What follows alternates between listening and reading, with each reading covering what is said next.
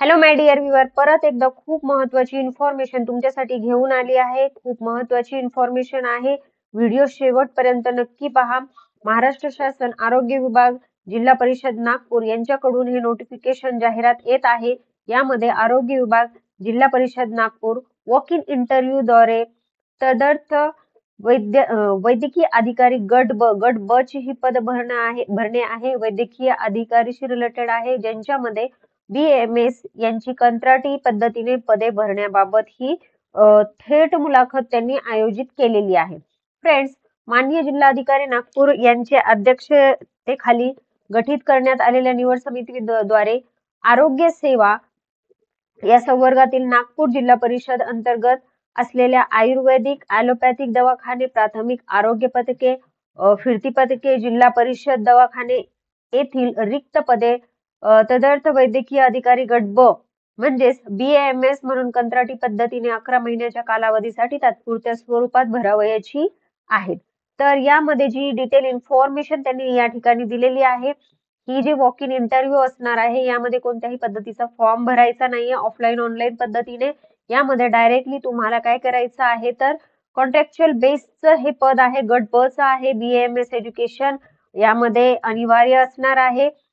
कमीत कमी BAMS education या ठिकाणी असणार आहे.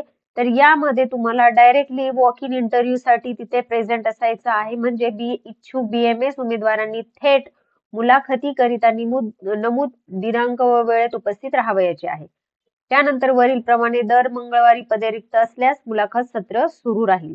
जर सपोज हे पद दिलेल्या वेळेमध्ये भरलं गेलं नाही, म्हणजेच त्यांना कॅन्डिडेट जर अवेलेबल झाला नाही आणि हा व्हिडिओ जर तुम्ही नंतर पाहिला असेल, म्हणजेच दिलेल्या तारखेच्या नंतर पाहिला असेल, आता त्याआधी मी तुम्हाला सांगते तारीख किती तारखेला आहे, म्हणजेच किती तारखेला हा वॉक इन इंटरव्ह्यू आयोजित करण्यात आलेला आहे. 17 डिसेंबर 2024 ला हा वॉक इन इंटरव्ह्यू आहे. म्हणजेच तुम्हाला 17 डिसेंबर 2024 म्हणजेच मंगळवारी त्या ठिकाणी प्रेझेंट राहायचं आहे. 3 ते 4 वाजेपर्यंत, 3 ते 4 वाजेपर्यंत दुपारी ही मुलाखत आयोजित करण्यात आलेली आहे. शासकीय सुट्टीचे दिवस वगळून म्हणजेच हे जे इंटरव्ह्यू आहे, जर सपोज त्यांना कॅन्डिडेट गट ब चा BAMS कंत्राटी पद्धतीने अवेलेबल झाला नाही, तर दर मंगळवारी ही पदे भरण्यासाठी मुलाखत सत्र सुरू राहणार आहे. म्हणजे तुम्ही नंतर 17च्या नंतरही कधीही तुम्हाला जर सपोज असं वाटलं की हे पद भरलं गेलेलं नाहीये आणि आपण या पदासाठी पात्र आहोत, आपण याला अप्लाय करायला हरकत नाही, तर तुम्ही नंतरही अप्लाय करू शकतात. दर मंगळवारी हे सत्र सुरू राहणार आहे.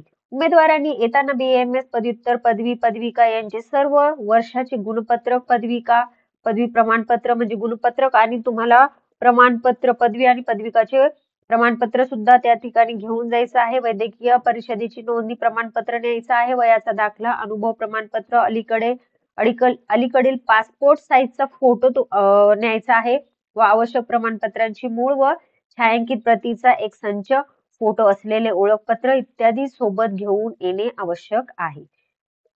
तर तुम्हाला डायरेक्टली मुलाखतीला या ठिकाणी प्रेझेंट राहायचं आहे. फ्रेंड, वयाची जी अट त्यांनी या ठिकाणी दिलेली आहे, उमेदवाराचे वय 58 वर्षापेक्षा जास्त नसावे.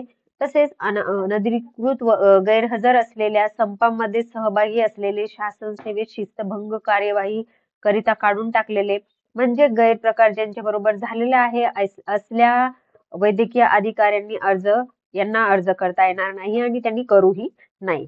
तर BAMS पदाकरिता आदिवासी दुर्गम भागात 45,000 व इतर भागात 40,000 एवढे मानधन त्यांना देण्यात येणार आहे.